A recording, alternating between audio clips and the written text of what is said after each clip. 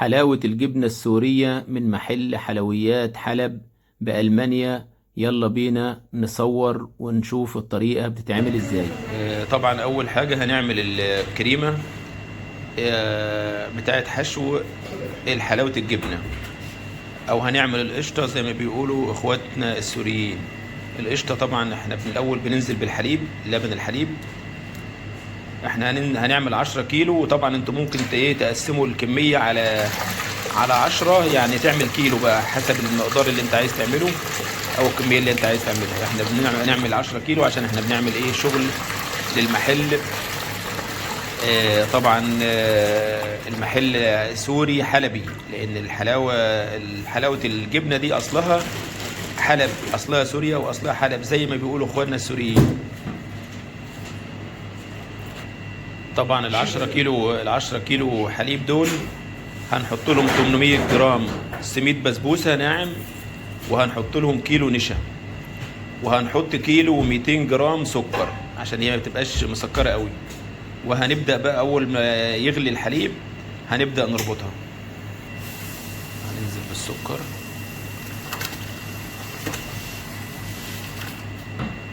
وهنسيبها بقى تغلي على النار لغاية ما نربطها بالنشا والسميد البسبوسة. نقلبها تقليبة بقى ونسيبها تغلي، وبعدين نربطها. وادي طبعا 800 جرام سميد بسبوسة ناعم، لازم يكون ناعم، ناعم خالص، ماشي. وكيلو نشا ذرة. طبعا الحليب بدأ يغلي، هننزل بقى بالسميد ونربط.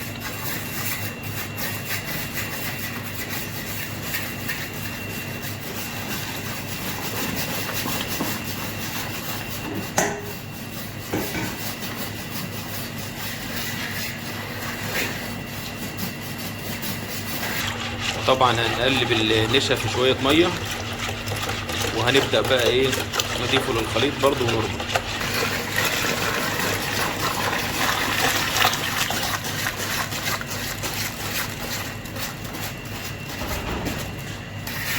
كده هنربط القشطة بتاعتنا. بعد ما نربطها كويس ونسيبها تتقل شوية كده، نسلكها شوية، هنسيبها طبعا تبرد عشان نحشي بيها الحلاوة الجبنة، أو حلاوة الجبنة السورية الحلبية أو الحمص، الحلب بقى أو الحلبية بقى أو الحومية أو الحمصية، المهم إن هي سورية يعني. كده الكريمة جاهزة خلاص، تقلت، وهنسيبها بقى تبرد براحتها، وبعدين نبقى نحشي بيها. كده خلصنا موضوع القشطة. طبعا هنديها شوية سمنة كده على الوش عشان لما نسيبها تبرد ما تقشفش من على الوش وتعمل طبقة. دي حركة بقى سرية كده بيعملوها عشان خاطر الكريمة ما تقشفش من على الوش. لما تسيبها تبرد ما تعملش طبقة كده وتجلد من على الوش، ونسيبها تبرد براحتها لغاية ما نحشي حلاوة الجبنة. حلاوة الجبنة السورية اللي الناس كلها بتحبها، والخفيفة في طعمها، ومحببة لدى السوريين بالذات ولكل العرب يعني. المقادير اللي معانا طبعا 2 كيلو ونص مية، وعليهم 150 جرام سمنة أو زبدة، ومعانا كيلو سكر، ومعانا كيلو سميد بسبوسة، ومعانا 750 جرام جبنة عكاوي أو جبنة موزاريلا. وهنبدأ المقادير مع بعض. كده المية بدأت تغلي، هنبدأ ننزل بالسكر أول حاجة ونقلب.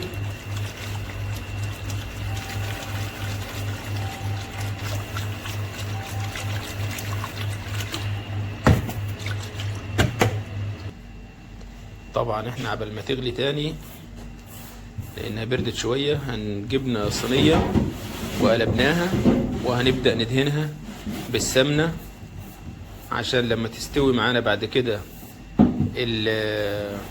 حلاوة الجبنة نبدأ نفردها هنا على الصينية.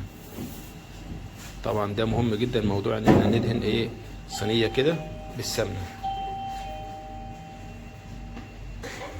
كده رجعنا للمية، المية غلت معانا مع السكر اهو ومع الزبدة. هنبدأ بقى ننزل بايه، ننزل بالسميد البسبوسة ونقلب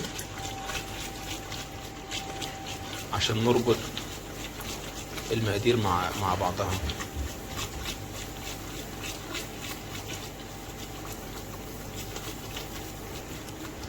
هنفضل نقلب كويس جدا جدا جدا لحد ما تبدأ تتماسك مع بعضها كأننا بنربط بنشا يعني، بس احنا هنربط في الصنف ده بسميد البسبوسة.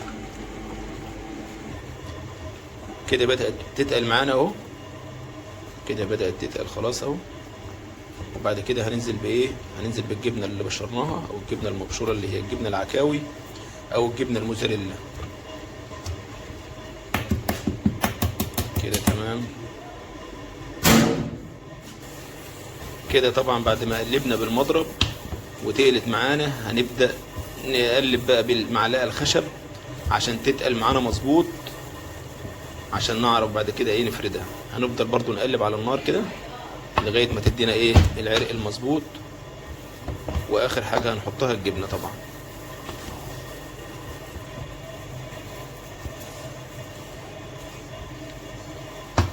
برضو هنفضل نقلب لحد ما تتصبغ، وهنهدي النار بقى خالص او نطفيها، وبرضو هنقلب شوية لحد ما تاخد بقى القوام المظبوط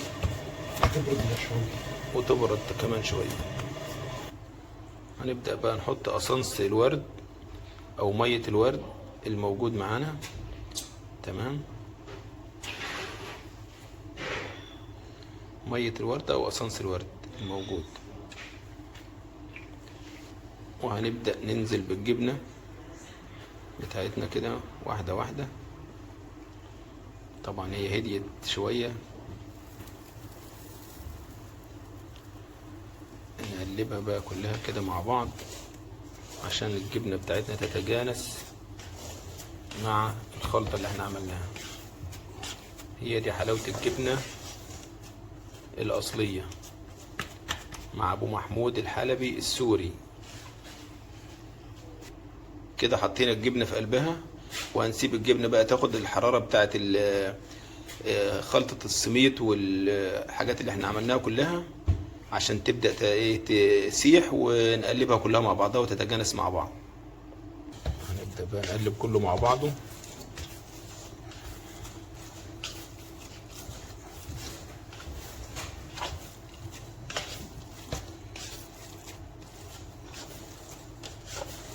طبعا كل التقليب ده بعد ما شلناها من على النار، هي بدأت تسيح الجبنة اهي زي ما انتم شايفين،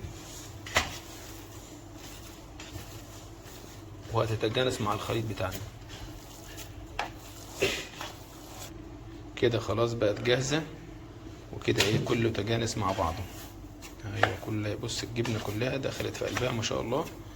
وكده جاهزة على ان احنا ايه نفردها بس يا دوب.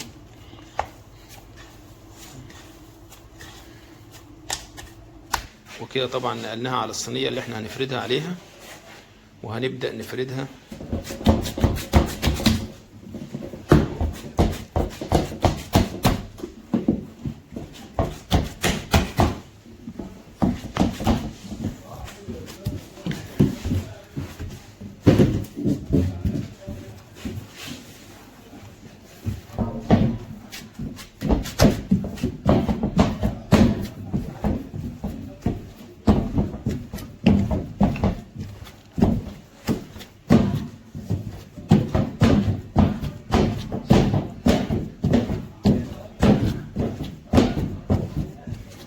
دي الطريقة الصح لفرد حلاوة الجبنة. احنا بنفضل نلف فيها كده ونقفلها من تحت عشان كلها تتجانس مع بعضها.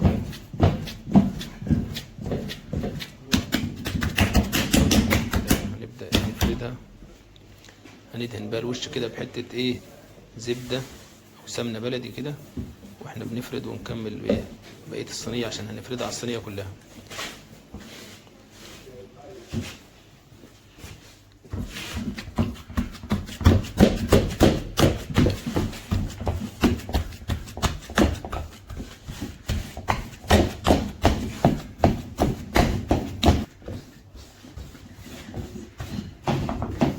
نبدأ بقى نوسعها كده بالنشابة على قد ما نقدر على الصينية اللي معانا.